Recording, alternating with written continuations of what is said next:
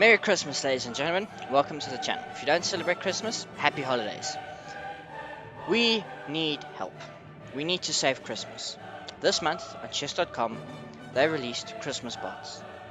But chess.com is not like any other company. Yes, they gave us a reindeer, an elf, a gingerbread man, but they gave us Santa. And Santa is warm and friendly and nice. But they also gave us Sinta, who is evil. And we need to save Christmas, because not only did they make Santa, but they made him so much stronger than Santa that when they played, Santa did his very best. He's an old man, but he just could not keep up, and in several moves he was losing, and then he was lost. He went down a rook, and it was just worse. He lost a bunch of pieces, and it did not take long. It did not take at all very long for Sinta to march him down, to bring in his rook, and to take literally all of his pieces, and he defeats Santa very quickly. He promotes. So Santa lost in 40 moves, and that looked very long. It took me a long time to click through, but it was lost in about 16. Santa toyed with Santa and defeated him. So Santa needed help. And he turned to the online chess god, Hikaru Nakamura. Hikaru had the white pieces and began with the devastating move b3, playing the Nimzovich-Larsen attack. And this game was complex. Hikaru playing this very cagey setup, not committing any pawns to the center. But this game really took a turn right here with queen to e7, because what that invites is bishop to a3, and you can block this with a pawn. But instead, Sinta moves his queen up and loses the right to castle. But is better, because the king has moved to f8, where it will be relatively safe. And now, should Hikaru ever castle kingside, he will be met with a vicious attack. And although we can ruin the pawn structure and get our knight kicked to the center, it looks good for Hikaru. It's not, because the queen slides forward, the bishop comes out with not the most accurate move. But after the queen slides away, we've got problems. We bring the rook to the center. Yes, you can castle, but I kick your knight backwards. I take it, and ladies and gentlemen, h5. And Sinta is winning, or was winning. The best move in that position, despite h5 being a very good move, is you want to play knight g4 first, and then support it with h5. You want to get your knight in here first. Obviously, that doesn't happen. Hikaru plays h3, he's trying to repel the attack, but g4 comes. And Hikaru strikes back. Look at this, f4. We take en passant, take with the rook. g4. And it is getting worse for Hikaru. He strikes here. He finds a nice tactical shot. He attacks the queen. And even though you can take and take the knight, I take this knight and I'm fine. But Hikaru is not fine. We get takes. This is now threatening checkmate. So we bring the queen out. We're activating it against the king. That's all you can do. It does stop checkmate. But what it does allow is here to trade the queens.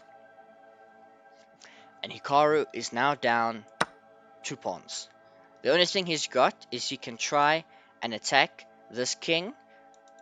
This king who is defended by one weak little pawn. But he's down 2 pawns. And I'm afraid, ladies and gentlemen, your favorite chess streamer, other than me, is going down.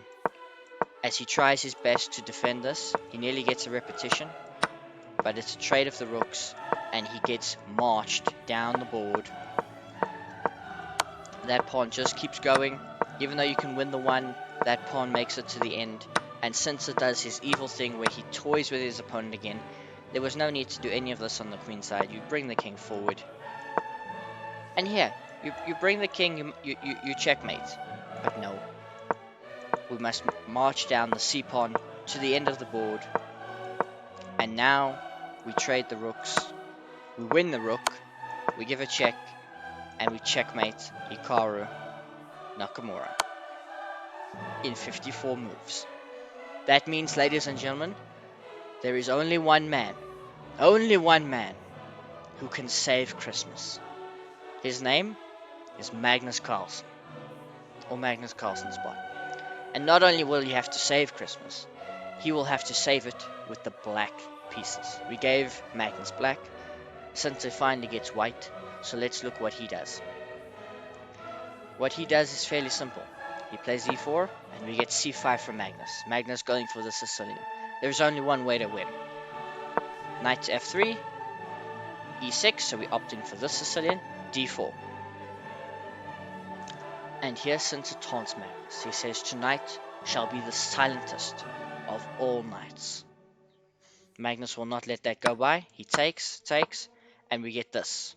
This does allow, this move order does not allow a Morozzi bind. You have to play knight to c3 to defend the pawn or commit a bishop. But we get knight to c3, and Magnus goes for this. A 4 knights variation of the Sicilian. We get takes. Magnus opting to take with the b pawn and not allowing a trade of queens. That would give him, not allow him to castle. And here we go, we see again. Once again, Sinta pushes this pawn forward and induces the knight into the center. He did this against Hikaru. I don't know if you remember, if we click back to that game. Early on, where is it? He played here, e4. He pushes his knight to the center to boot out a knight. Even though he can walk into the center, he commits this pawn to lock down the space. Very similar here. He's locking down these squares.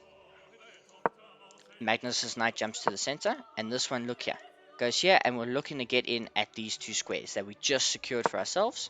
So although Magnus can bring in his bishop, Sinta waits a move, develops his light squared bishop, and now we get this. This does not hang upon, careful, and now it's opening this light squared bishop for Magnus. Castles, queen now to c7, and here we get the knight jumping in. It gives a check, and you can take, and you have to be very careful. You can't take this. If you take this, you run into a pin, and you lose a knight. So very careful, Magnus does not fall for that. He plays queen to c6. Now, if this knight moves, that is checkmate. So we prevent that with f3. The pawn comes forward, and we bring our queen out. We're going to look to target the dark squares, the weaknesses. Magnus just castles. He's like, you know what, you were targeting that square, I defended it, I castle my king, and, you know, it's level. It's a touch better for white, but white has to play accurately. So we take the pawn. It was a free pawn, but now we get rook to c8. So Magnus is very much... Magnus's position is about dynamics. Here, white is up a pawn, but that pawn is weak. It will fall eventually, and what you've got here is the attacking possibilities. That is what Magnus has got. He's got imbalance. Magnus's bot just playing like Magnus. Imbalance. So we get b3. Defends the bishop. But now we can take that pawn. And look at this. Now we threaten our checkmate of our own. But the queen here, just in time. We force the queen trade. We pin it to the king. We force the queen trade. Yes, you can take the knight. I take the queen. And then I take the bishop. The one problem with Magnus here, if he wants to save Christmas and beat Sinta, we've got opposite colored bishops, which, if you watch any of my games, when I do recaps or stuff, I mention it all the time, it is so drawish. So drawish. And we do get here c4, kicking the bishop back, but the bishop's fine. These pawns, although repelling the bishop, in some endgames there are weaknesses, because the bishop can get in behind, obviously, you know, by magic, and start eating all the pawns. So the rook comes to the center, natural move, and we get here f6, repelling the dark squared bishop, and we bring the king forward. Simple. Magnus is now going to have to win an endgame to save Christmas, to finally defeat Sinta. The bishop retreats, and we get here, we break in the center with d5. Sinta doesn't want to take just yet, he'd rather double the rooks. Magnus happy to take and split these pawns. So now they can become weaknesses that he can exploit. And he plays this nice move, e5. Building a bit of a dark squared wall. He's got always space for his bishop to maneuver, not like a knight. And, you know, we can look to start doubling rooks. Sinta doubles the rooks, but Magnus quickly kicks it away. And now he can bring a rook to the b file. So his rook is looking down the open B file. He's got a rook pressing here on C4. Sinta looks to infiltrate, but we're going to target that weakness. It moves forward, and we bring our bishop in to blockade it. So this rook retreats to the second rank, don't want to allow the rook in, and Magnus here takes space on the king side. Again, Sinta. No, now there's no back rank problem as your king can escape this way up, and Magnus takes more space with h5. We get the king coming up, and here we're looking. Yes, this looks like it sacrifices a pawn. It doesn't. And if all these trades happen, Magnus is better because now he weakens the king. His king is safer on f7 than this king is on h2. So we don't do that. We do get f takes, but we don't take again. Instead, we play rook to c3, so that if you take or you push, I take with the rook. And here Sinta taunts Magnus again. He says, if you think this universe is bad, wait until you see the other ones. He must be stopped. Surely he must be stopped. We get takes, and as I said, rook takes. And now Magnus just brings his rook. He's going to pester now. He's created 3 isolated pawns, weaknesses. He's still got this group of 2 together. Yes, this one could be a target, but this bishop can't see it. How do you get to it? I'm going to bring my rooks. And this pawn's on a light square. You're going to have to push it and weaken your king. Like, I can get everything in my arsenal to see that. So we move the dark square bishop out the way, and we double the rooks. And Magnus is now better with the black pieces. The pawn gets pushed up. We just go here. We bother the bishop. Yes, you can give a check, but I just walk out to g6, and I'm fine. Magnus Carlsen is better. Magnus will save Christmas. He defends his bishop. He looks to pursue a weakness. He gives a check, and he's going for it. He takes out the rook, and here, leap of faith from Magnus Carlsen. It's a leap of faith. He gives a check, and the king's forced back.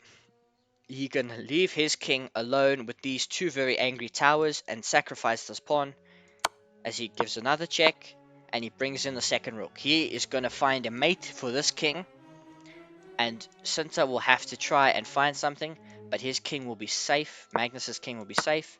He sacrifices the bishop to avoid checkmate, but Magnus wins a pawn, and then shortly after he brings his king forward, his king will come and save the day. And although you can go there, I go this way. You have to sacrifice your rook. I take it, and I come back, and I checkmate you. Magnus Carlsen accomplishes the impossible. Sinta bows to his greatness, as we all do. Magnus Carlsen saves Christmas. Thank you, ladies and gentlemen. Enjoy your holidays. I will see you again for tomorrow for the preview of the World Rapid and Blitz.